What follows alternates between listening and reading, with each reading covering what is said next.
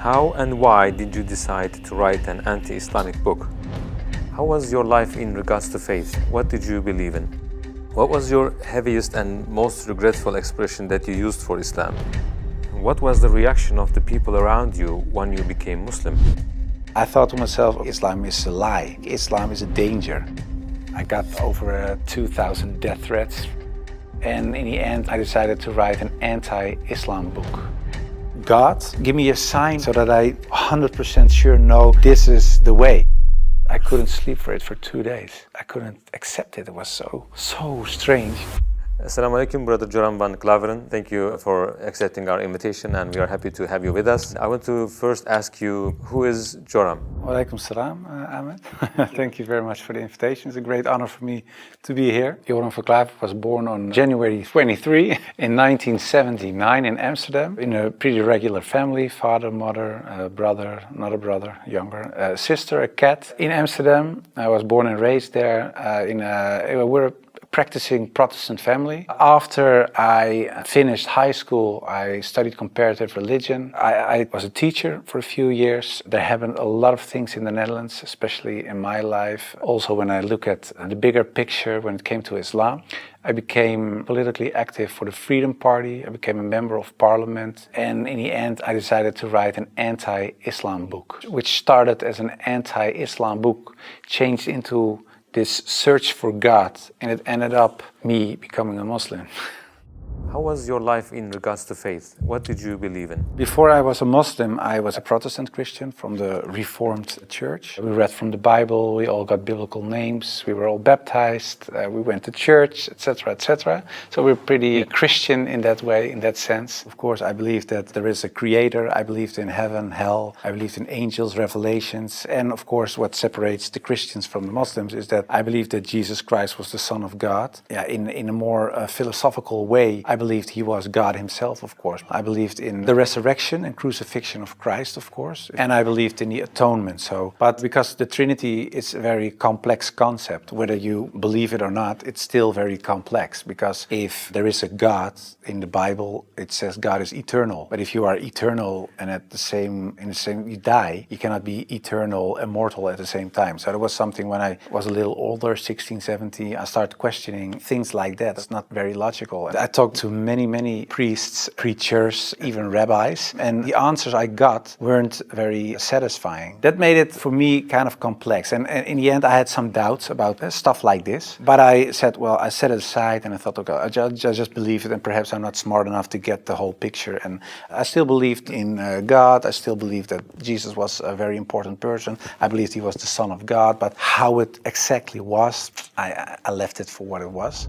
How and why did you decide to write an anti-Islamic book? After high school, I went to university and I did comparative religion. And the remarkable thing, I think, was that the first day of me going to college was September 11, 2001. Already thought, okay, these Muslim guys are kind of crazy and this religion isn't the truth. Then a few years later was this guy in the Netherlands called Theo van Gogh. He was a famous filmmaker and he was killed in the street. He was shot and they tried to slit his throat and they put a knife in his stomach with a letter on it for another girl, Ayaan Hirsi Ali, and it said, "You are next." So it strengthened my anti-Islam feelings in such a way that I thought, well, I have to become politically active to do something and stop this evil of harming our country. You started politics because of Islam. Yeah, and that really had to do with Islam. That was the reason that I wanted to write a book, to explain to people why Islam was a danger for the world. When I was writing my book, like I said earlier, the questions, the doubts I had about Christianity popped up again. And that was about truth, of course, because I was a believing Christian guy. And yeah, the Christian questions I had in the end were answered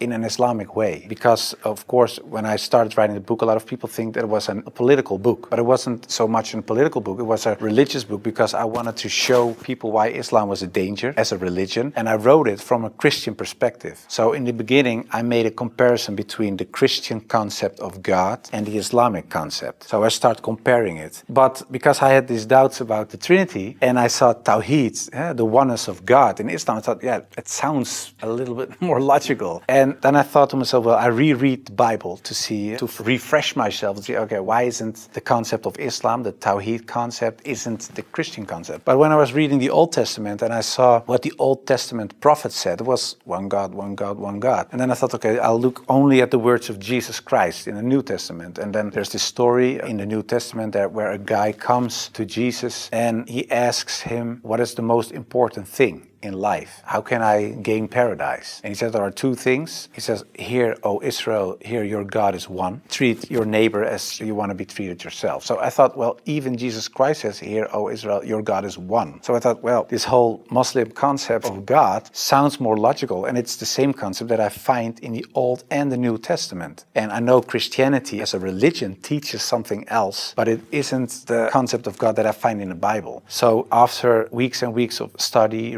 rereading all kinds of books, I thought to myself, okay, perhaps this oneness of God is something that is true. So that's how it started.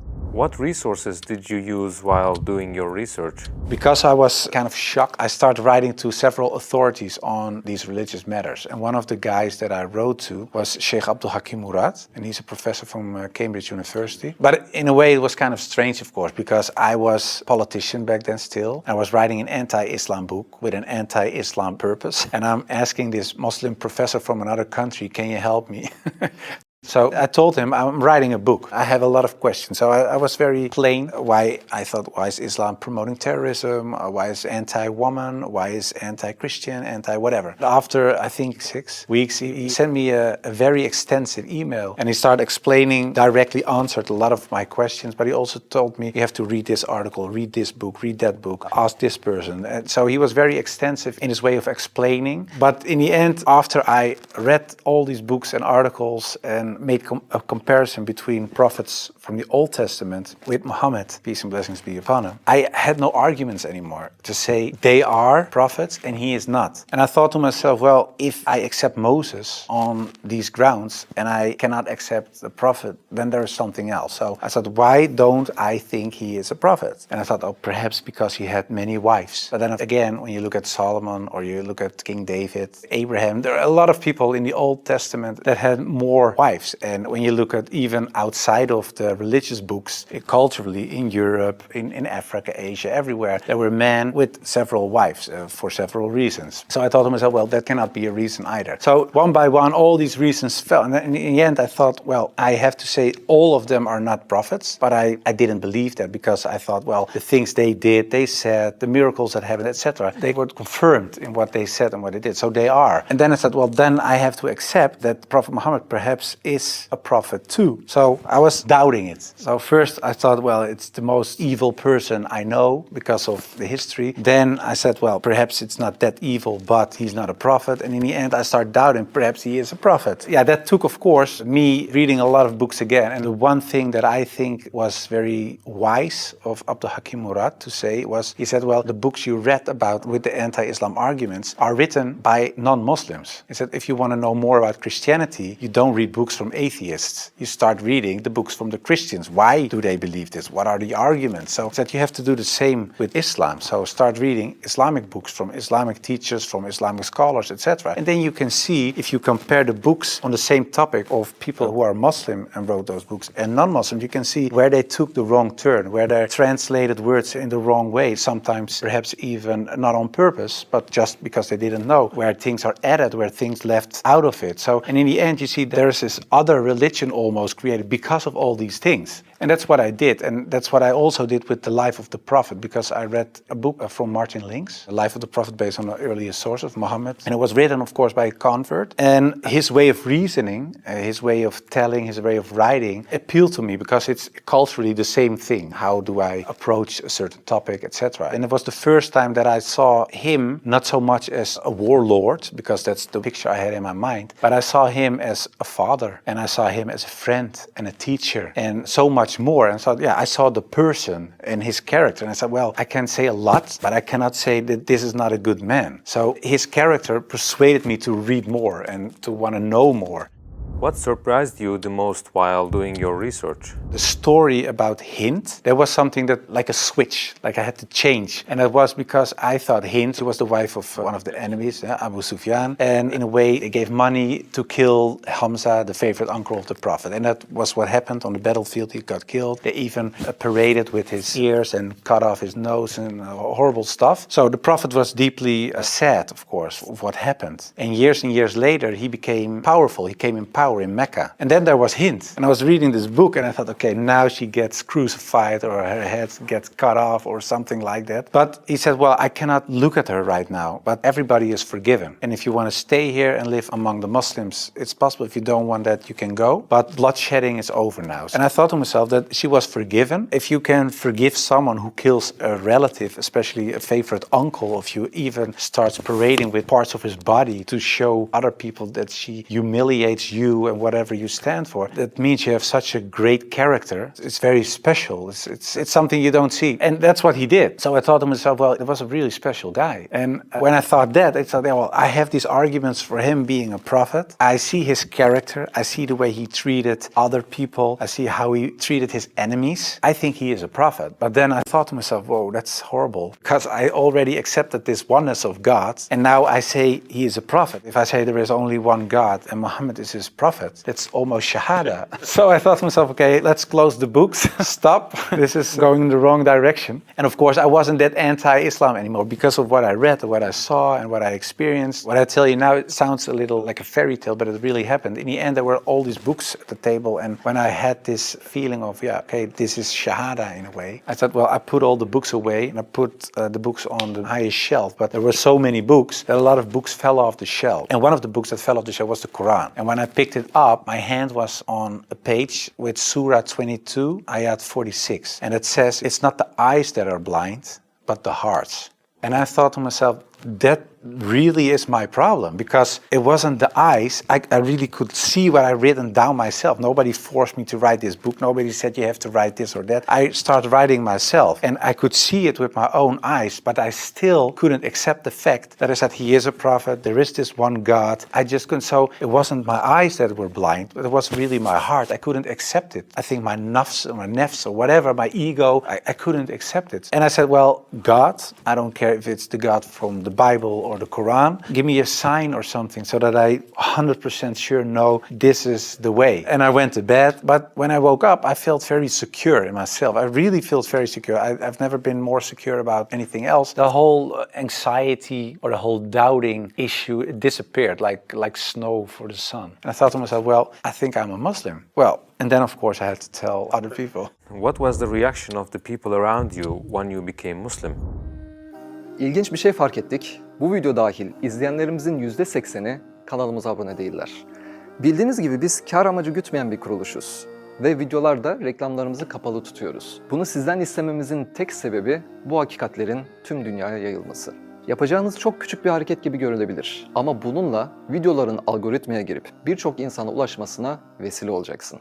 Hadi şimdi abone ol butonuna basalım ve İslam'a susamış gönüllere birlikte ulaşalım.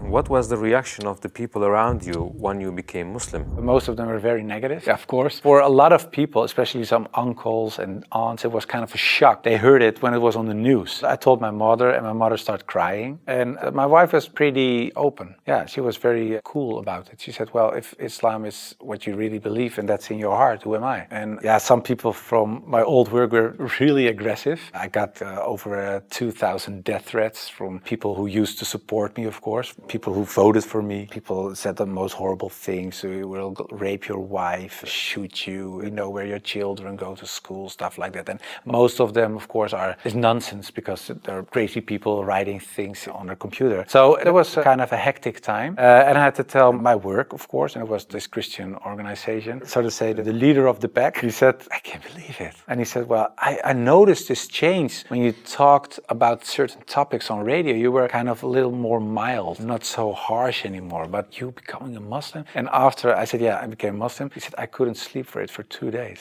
I couldn't accept it. It was so strange. But the hardest part for me was telling my grandfather, because my grandfather was dying and he was 93, 94 years old and he was on his deathbed at home. I had to tell him, and my mother told me, yeah, you have to tell your grandfather. It was her father. So I said, well, then you have to come with me. It's got like a shield. And I just said, well, grandfather, I became a Muslim. And then he closed his eyes. And I thought he stopped breathing because, yeah, he was so old. And he really stopped breathing for a while. And then he started breathing again and he looked at me and he said, well, at least you didn't become a Catholic. So it was very funny. The last thing, and my old boss from the radio, he said, well, but how do we know that you're not becoming Hindu one day or something else? And I told him, well, I never chose a religion one time. And it was when I became a Muslim. Before that, I didn't choose my religion. I was born in a Christian family. I was raised in a Christian way. And I'm very grateful for all the good things that it brought me. But it was not my decision. And the only time I made a decision was me becoming a Muslim. And it was the most, like I said, I think the most important decision I made. And it was the most rational decision I made. I never took years and years to decide one thing, only becoming a Muslim. How did you feel when you made your first salah? It's, of course, a beautiful moment, but very strange as well. Because as a Christian, you're not used to pray like that. You pray with your hands together and perhaps on your knees in front of your bed or something. But I think it's very beautiful that you really prostrate. So you really bow down in the deepest way for your Lord. So that's a very humbling, beautiful thing, I think. And that, yeah, it made me feel very happy. What were the 3 biggest challenges you faced when you converted to Islam? Well, becoming a Muslim, of course, was a big challenge because I had to tell the world and family, and that was a big challenge. The part of thinking that it would be very hard to become a Muslim, because especially as a Protestant Christian, there aren't so many things you have to do in a religious sense. As a Muslim, in terms of practice, it is required to pray 5 times a day. It's required to eat in a certain way. It is required to think in a certain way. You have to be the best in a way every moment because of your relation with your Creator and because of the fact that you have to pray 5 times a day. It's a constant reminder in a way of the Creator, so that makes you much more aware of the fact that you have a Lord than as a Christian. That's how I experienced it. And I thought to myself, whoa, 5 times a day praying, I cannot do this, I cannot do that, I have to do so that made it hard in the head. But after I became Muslim, it wasn't hard at all. Are you raising your kids as Muslims? Well, you try, of course. I don't know, when you're really raised as a Muslim, I think it's a very difficult job, especially in these times. Of course, when I married, I wasn't a Muslim. You promise in a way that you raise your children as Christians. So after I became Muslim, I'm not raising my children as Christians, of course. If the kids have questions about Christianity, they ask my wife, they get Christian answers. And if they come to me, they get Islamic answers. But most of the time, they ask your father. And my wife cooks halal for everybody, so that's very sweet. She says, well, I'm not going to cook 5 meals, so everybody eats the same. You want halal, everybody eats halal. So in a way, it's like an organic process. What was your heaviest and most regretful expression that you used for Islam? I think Islam is a lie, because that's something I used to say. Islam is a lie, the Quran is poison. But when I said Islam is a lie, that's the whole religion and everything that comes with it. So that's like the highest level of Jahiliyyah in a way. Yeah, that's something I regret, because it was like an umbrella and everything else was under this concept of Islam is a lie, because that was the core thought. And of course, I do blame myself, and I know there are a lot of people out there not practicing Muslims that do so. And in a way, I understand it, because in a political sense and in a social, cultural sense, everything I said and done is still there. I sometimes even hear arguments from people in my old party that I offended in a way. Yeah, that's something that bothers me, and that's one of the reasons that we founded an organization. It's called the IXC, Islam Experience Center, and we go to schools, primary school, high school, college, universities, but also to departments of the government, other social organizations, churches, to take away misconceptions about Islam, to share the message, to show Islam in its true colors. And we do it by virtual reality with the glasses, so it's a very fun experience as well. And we try to erase in a way the things I said and done in the past. How should people research about Islam? Do you advise just searching at Google? No, I would certainly not advise Google. It's the last thing I would advise. I said shut down the computer. No, I think it's very important that people read books, real books with pages and stuff. I would recommend Muhammad, His Life Based on the Earlier Sources of Martin Links, the book I talked about earlier. It's a green book. And I think it's very important for people not just dive into the Quran, because it's a very complex book. And if you don't have anybody who can teach you what you read, especially most of the people who don't know anything about Islam are not fluent Arabic, classic Arabic speaking people. So you will read an interpretation of the Quran or a translation, and most of the time that's not the real deal, of course. So I would advise people just to study the Sirat, study the character and the life of the Prophet, because that's what the tradition teaches us as well. His life was the Quran. He was the living Quran in a way. Just study his Sunnah, and I think that is the best way of discovering Islam. What would you like to say as your final comments? I became much more happy after I became Muslim. So I would like to invite everybody to become a Muslim, just because it brings peace to your soul and peace to your heart. It is the truth. It resonates with heart and soul. At least look at it from an Islamic perspective. Try to read and study the life of the Prophet. Try to understand what the Muslims believe. Not so much the behavior of Muslims, because there are a lot of Muslims that don't live like Muslims, including myself. I don't always live like a Muslim. I should, we all do, but you should look at the example of all examples, and it was the Prophet. And if you study his life, perhaps you find guidance that leads you to the truth.